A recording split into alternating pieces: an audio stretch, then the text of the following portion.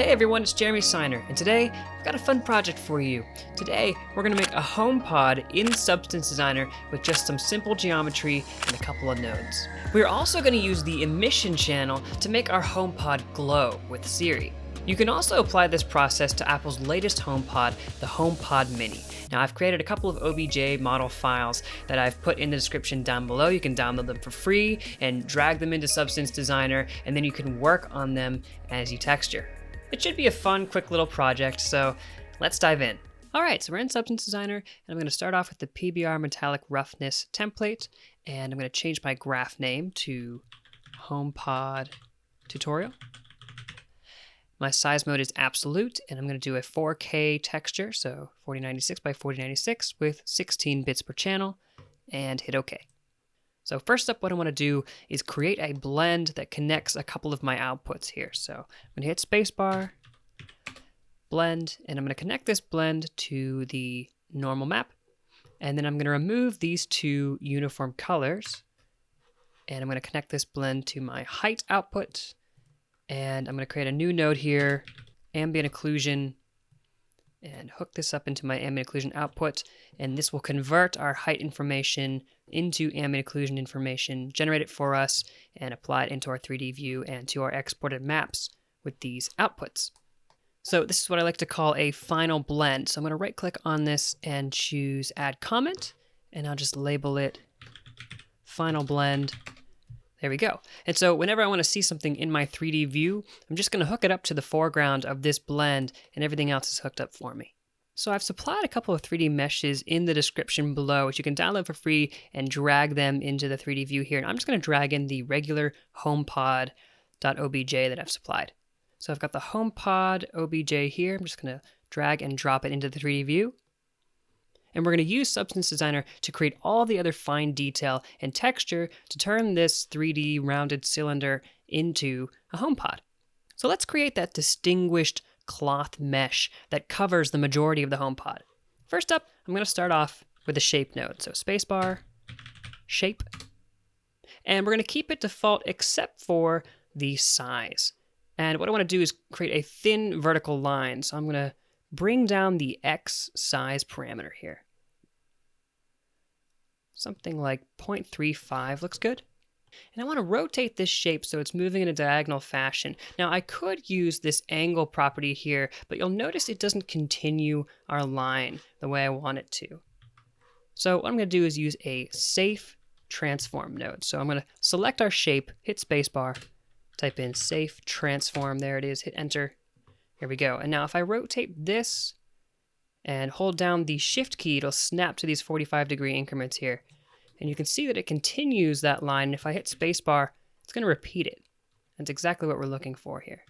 And next up, I'm going to create another safe transform after this one. So another way to add node is drag out a connection, let go. And I'm going to type in safe transform grayscale. And this time I'm going to symmetrically invert this. So if I go to symmetry and I choose Y, it's now reversed it. It's facing an opposite direction. And so now what I want to do is blend these two together so that I can create an X pattern. So I'm going to click on my graph, hit spacebar, and bring in a blend. And I'm going to set this blend mode to add.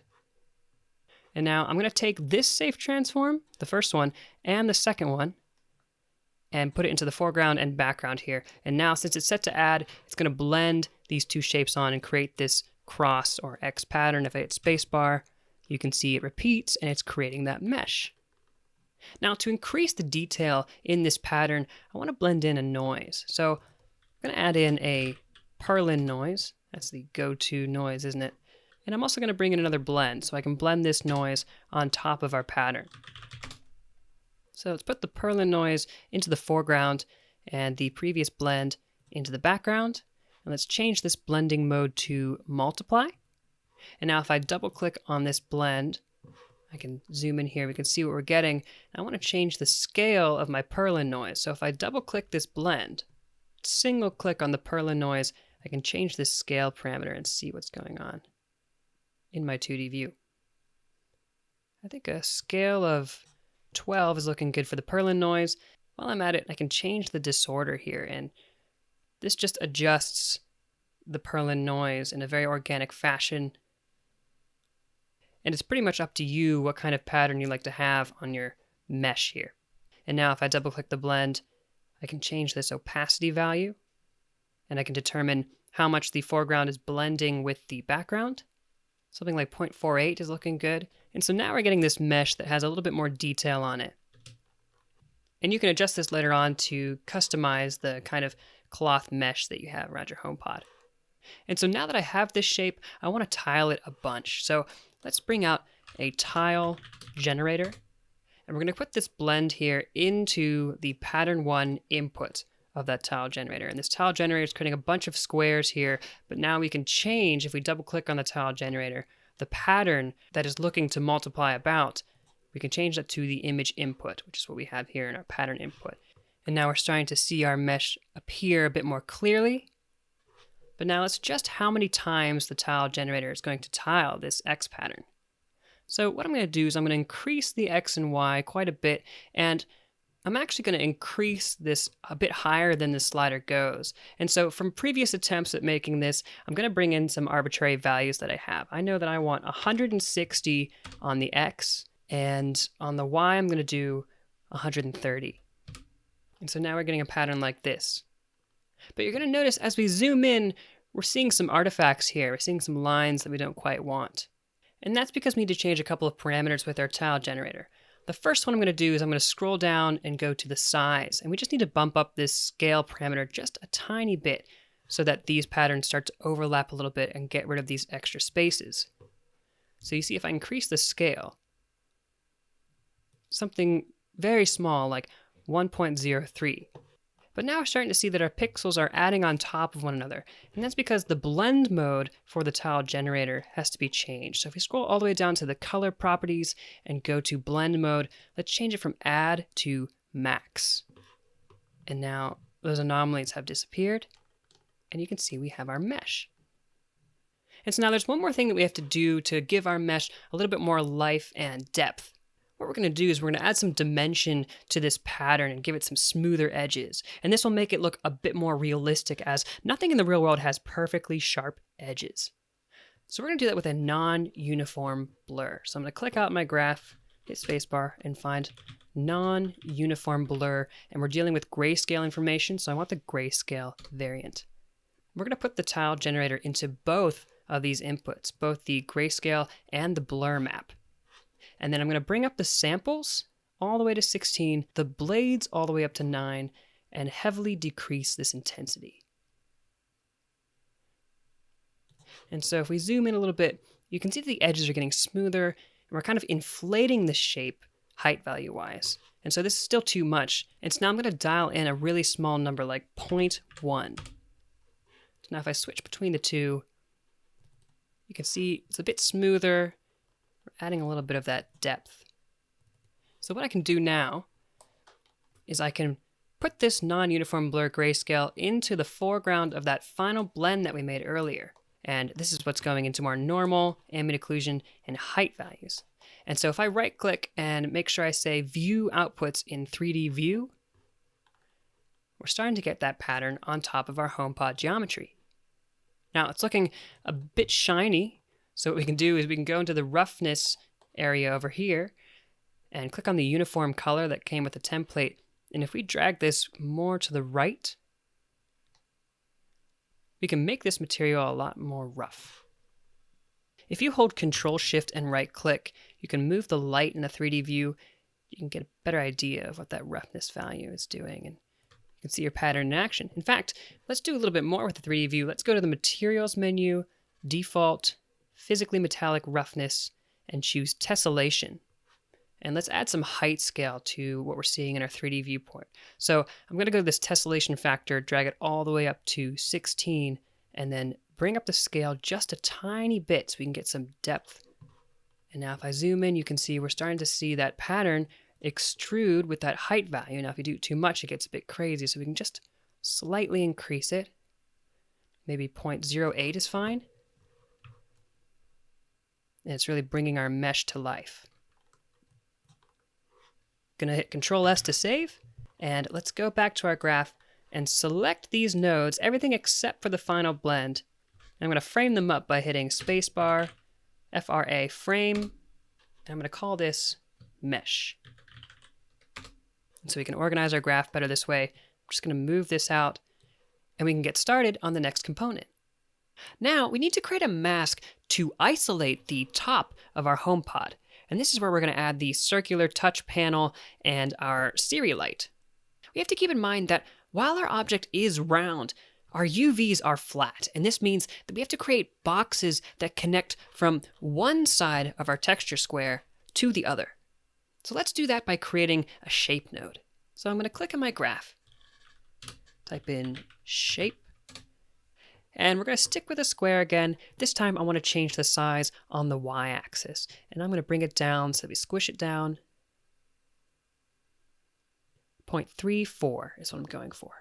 And so let's have a look at what we're doing, where we're placing things. I'm going to take this shape and I'm going to plug it into our base color node here. And I'm just going to move this uniform color away because we're going to use it later. And so this is the mask that we're creating based on our UVs that we have set up with our object. So what I need to do is I need to transform and move this square so that we can place it where we want to put things on the top of our HomePod object. So I'm going to click on my shape, hit spacebar, and get a transform 2D. And we have these offset parameters here built into the transformation 2D, and I can move this up and down on the y-axis, and notice what happens as I bring it to the right here on this y parameter. I can now isolate the top of our HomePod. So I'm going to stick with 0.34, and notice how something's appearing at the bottom here. That's because the transformation 2D automatically tiles what it is you're doing. It's bringing everything that's overlapping the top of our square and bringing it back down to the bottom so things repeat. And in this case, we don't want that to happen. So I'm going to go to tiling mode, click this icon here, choose absolute, and then choose no tiling. You can see it disappears now. So what I want to do is use a curve node and a gradient to sculpt out this touch sensor at the top of our HomePod. Now, if you'd like to learn more about how to use the curve node to create complex shapes, check out the video I've linked above and below. We make this cool picture frame utility node, and I explain how to use this curve node to create really cool patterns. So the first thing I need to do is get a gradient. So I'm going to hit spacebar, type in gradient, and I'm going to choose gradient linear 1. And this is just a simple white to black gradient from top to bottom. And I want to transform it so that it matches this mask that we made. And the easiest way to do that is to get a blend node here. And I'm going to take the mask that we made and put it into the background.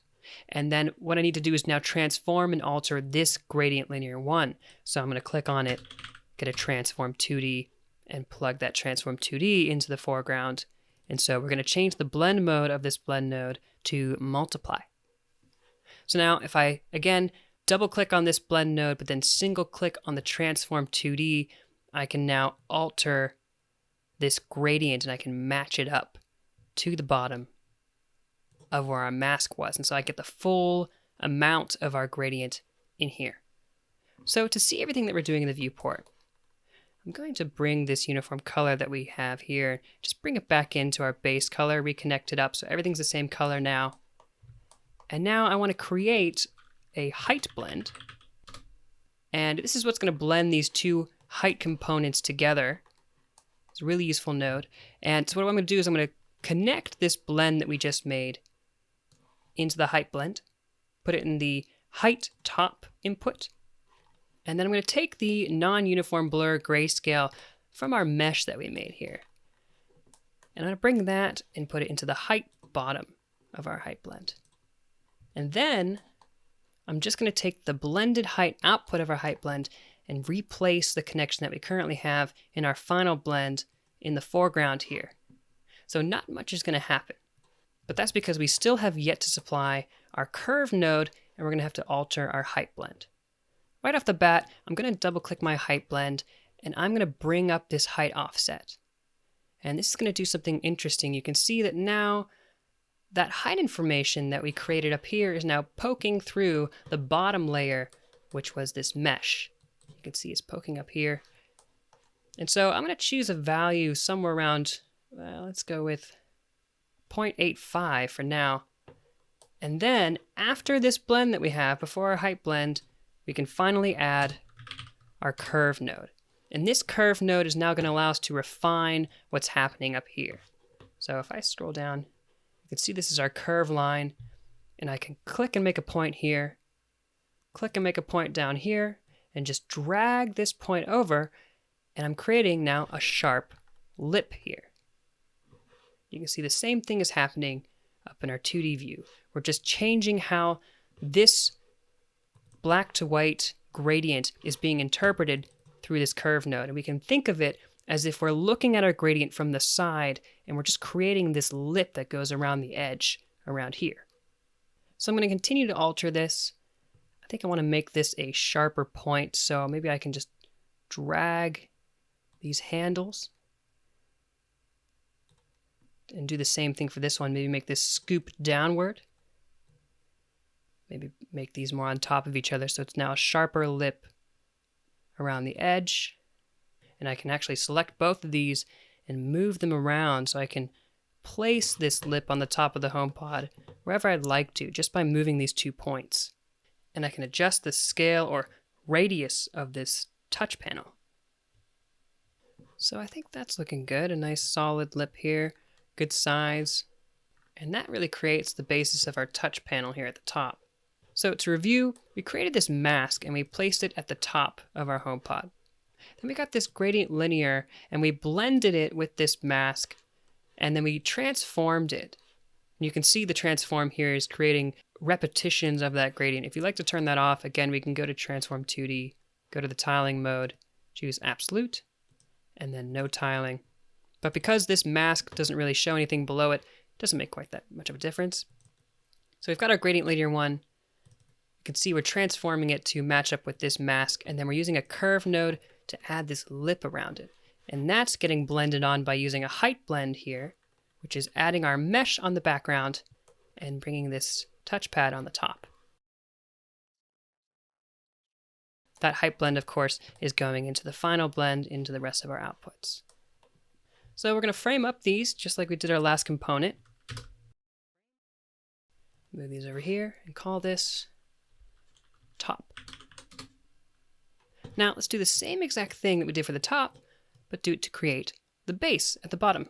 So like we did before, I'm going to click in my graph, hit spacebar and bring in a shape.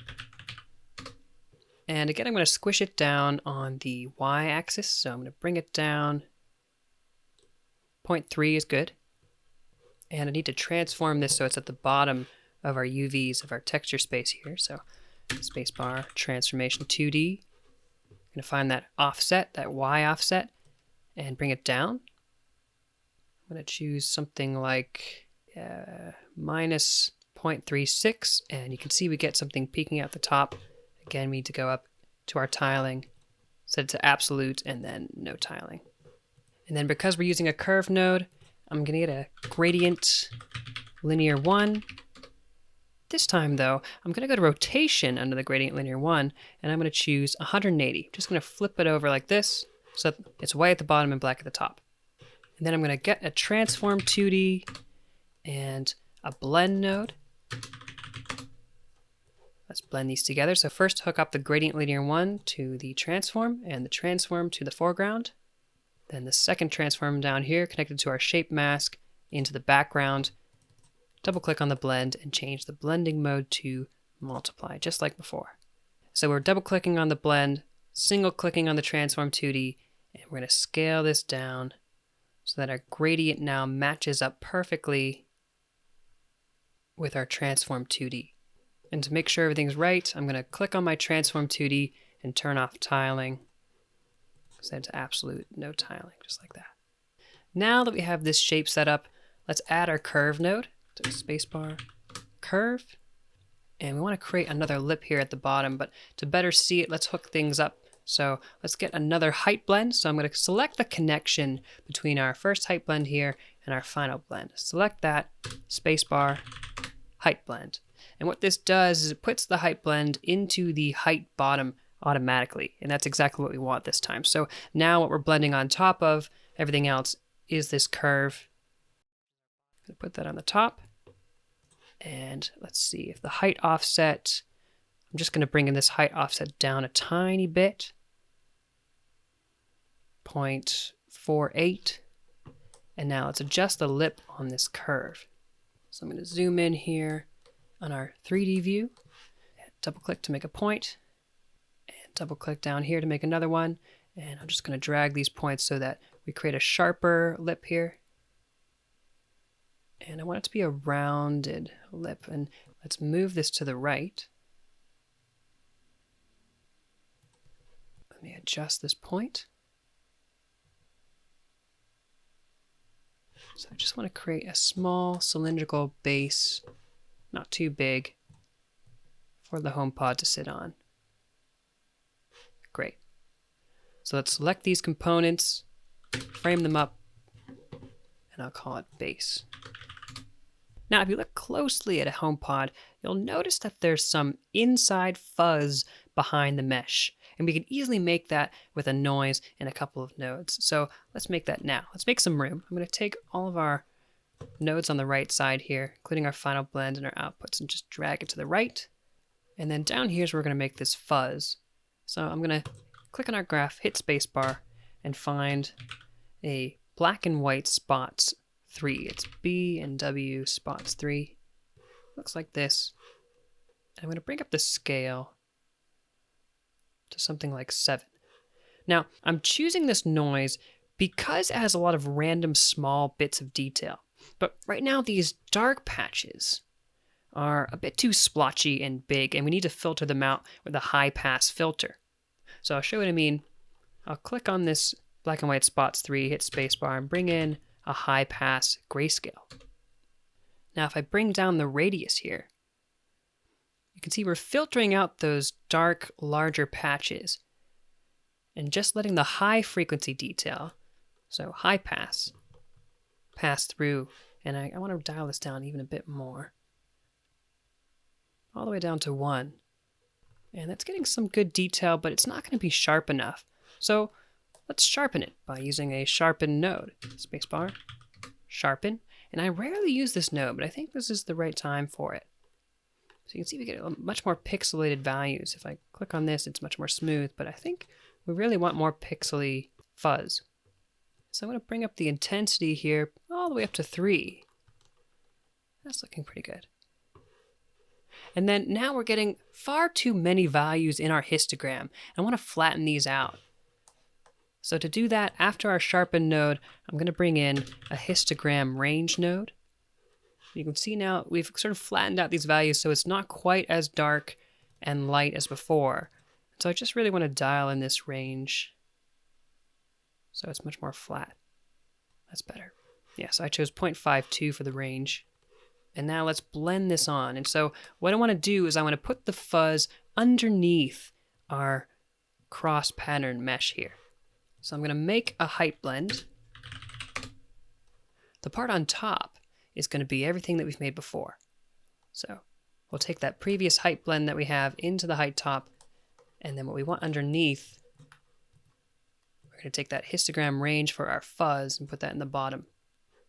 And then we can take our blended height and put it into our final blend, and now we can adjust this height offset. So every time we adjust the height offset, we're really adjusting how high or low this height top is from the height bottom. So if I bring the height top further up, it's going to bring everything else down. So now we get that small detail of fuzz here. And we do want it to be a small detail. So something like 0.92 should be okay, because you can now, if we zoom in here, you can start to see some of that detail. And if it's too much and you're not seeing enough of it, that's because our ambient occlusion is filling in these shadows here. So if I go over to our ambient occlusion node that we created at the beginning of this tutorial and decrease the height depth, now we can start to see that fuzz shine through. That extra shadow that's being created by our AO is now going away. We can just dial this in accordingly. So now we can get that detail. Okay, so let's frame up our inside fuzz. So spacebar, frame inside Fuzz. Okay, so before we add Siri on top of our HomePod, I want to make sure that I dial in the roughness for this touchpad first by creating a simple mask. And so what I've done here is I've separated our outputs a little bit. I've put the normal and base color outputs and their nodes further up top, and I've put the metallic, ambient occlusion, and height a little below. So we have some room around our roughness here. So what I want to do is go back to our top here and create a mask from this curve node. And so I'm going to drag a connection off of this curve node, let go, and bring in a histogram scan node. And this is how I really like to create masks with grayscale information, especially those made with gradients and with the curve node. It's a really powerful feature here. So if I double click the histogram scan and I bring up the position, you can see I'm letting in more and more of those gradients in our histogram. And so if I bring up the contrast all the way to 1, now I have this 1-to-1 slider selecting more or less of that gradient and creating this black and white mask. So I'm going to choose 0.79. That should be enough to select everything here. And what I'm going to do is take this mask and have it drive a blend node between two uniform colors. So what I'm going to do is delete this uniform color connected to our roughness by default. And let's just bring in a uniform color, and you can either copy and paste or bring in another uniform color like that. And I'm going to click on this uniform color and make sure it's set to grayscale. We'll do the same thing for the other ones. We're just dealing in grayscale values. And now I'm going to bring in a blend node. This blend node is going to be blending between both of these uniform colors. I'm going to connect it to our roughness. And in this opacity input, I'm going to put our histogram scan. So now nothing should happen. That's because both of these uniform colors are currently set to black. So what I can do is I can take this top uniform color and just drag it up to the right. And you can see that our top is now getting brighter. And that's because in roughness terms, everything that is brighter or closer to white is going to be more rough. Everything that is darker is going to be much shinier. And so because we created the mask that affects only the top, we're now adjusting the roughness for just the top. So we can see this better if I take the second uniform color, which is controlling the body roughness, I can bring this up, something like 0.53. And then if I take the top, I can bring this down and rotate the light. And now you can see that the top is really shiny. That might be too shiny. So what I can do is bring this back up again. Something like 0.31. And so now the top is a lot shinier than the rest of the HomePod. And so that's how we can use masks, especially with the histogram scan and the opacity input of a blend node, and use these two uniform colors to drive which parts have what particular roughness it is we're looking for. Okay, so we've pretty much created the basics of our HomePod right in Substance Designer. But now it's time to add a little bit of flair by putting Siri on the top of our HomePod with her glowing display. By the way, if you've made it this far, give this video a thumbs up. It lets me know that you really like this video and that you want to see more tutorials like these. And I'm curious to know what other product textures you would like to make in Substance Designer and see tutorials for. Let me know in a comment down below. All right, let's finish up our HomePod by adding Siri.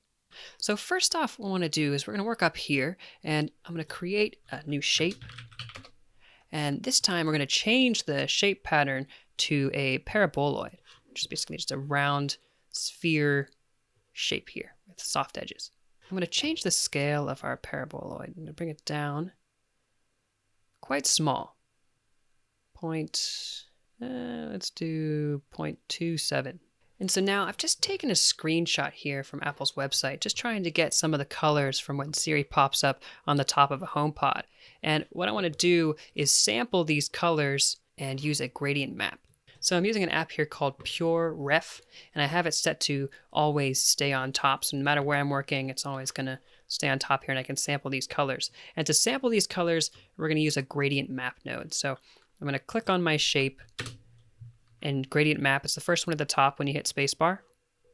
If I go to the gradient editor here, choose pick gradient, I'm going to find the blue colors here and just click and drag over them.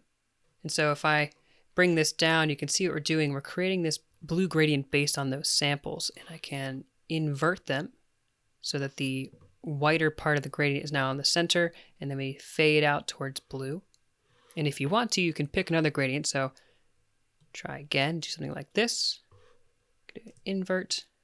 It's looking pretty good. Then I want to do the same thing for the pinkish reddish color. So what I can do is just branch off another connection. Choose another gradient map. Go into our gradient editor, and I'll just pick the pink side. And invert it again. And so now I need to mask out the rest of these colors and just keep the paraboloid gradient colors that we have here in the middle. Like we did with our roughness, we're going to create some blends and use this shape as a mask. So I'll bring in a blend. I'm going to switch these up here. I'll take this pink one, put it into the foreground, and then take this shape, put it into the opacity. So now we just have our color information around where our shape was and nowhere else. And I need to do the same thing with another blend. So I'll bring a blend, take the gradient map in the foreground, take the shape, put it in the opacity. And now I've got both of these colorful spheres here. Next up, what I need to do is give both of these blends their own transform 2D and blend these two together. So I'll make a new blend node. I'm going to set this blending mode to screen. And now it's important that you take the pink one and put it in the foreground and the blue one and put it in the background. And so now what I can do is I can move the pink one over here. And I can select the blue one and move it over here. You can create your own Siri-like animation here with these blends. So I think I've got a pretty good Siri-looking image here.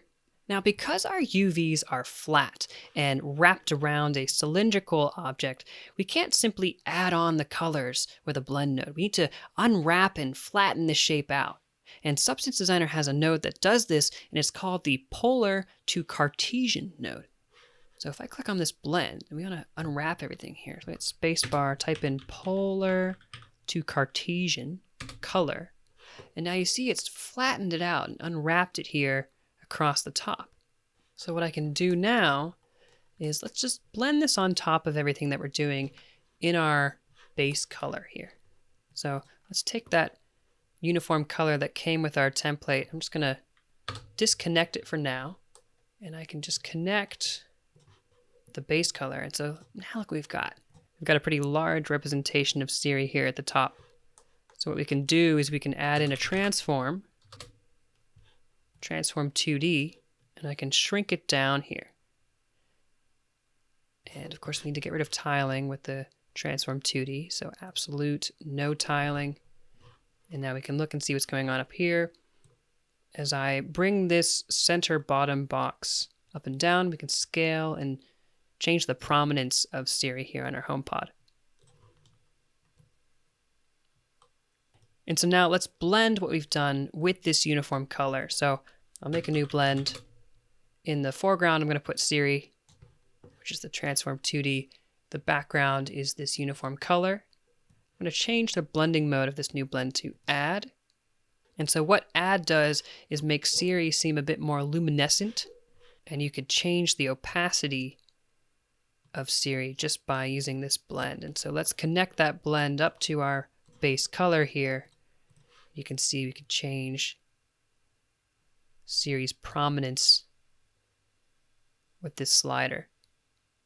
Let's keep her all the way up at 1 for now. And then you can use this uniform color to change the overall color of the HomePod. So I can bring this value slider all the way up.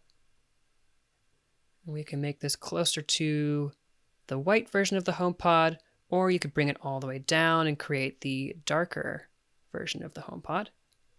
I'm going to stick to the brighter one for now.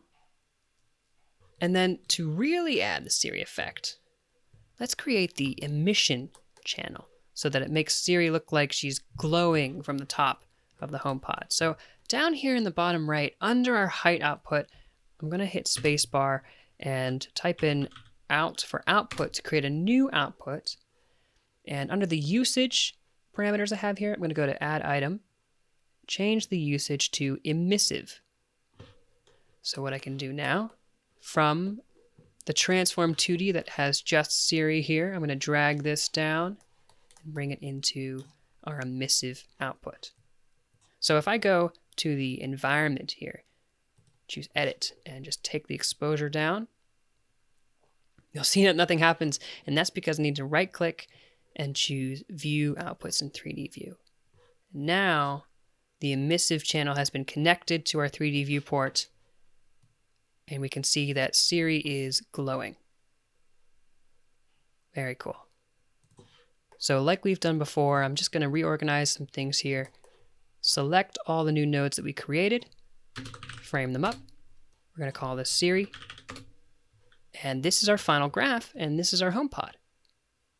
So we started with our mesh, created the top and bottom pieces, blended them together using height blends. Then we used the inside fuzz component here to create that slight speaker-like detail behind this mesh. And we also adjusted the roughness by creating a mask with the histogram scan and our curved node, and dialed in a roughness by using a blend with that opacity mask to select these two uniform colors where things are going to be more shiny at the top, rough on the bottom. And then we created our color and emissive Siri component by using gradient maps and a shape, blending things on together, and using that really cool polar to Cartesian node to unwrap everything. And then we positioned it to add Siri to the top. And here's our final graph. And that's our HomePod. Now, like I said before, you can apply the same process to the HomePod Mini. I've just included that OBJ file in the description as well. What's great is that emissive channel we created can be exported into your render engine and be used as a light source, making the texture glow. You can also customize the overall color of your HomePod by changing that uniform color that we blended with our Siri colors. I hope you had fun making a HomePod in Substance Designer. Now, if you know of anybody who would like to see this video, it'd be awesome if you shared it with your friends. Now, I've got a lot more videos coming up soon, so if you want to see more, hit subscribe and hit the bell to be notified when I post new videos. I'm Jeremy Steiner. Thank you so much for watching, and I'll see you in the next video.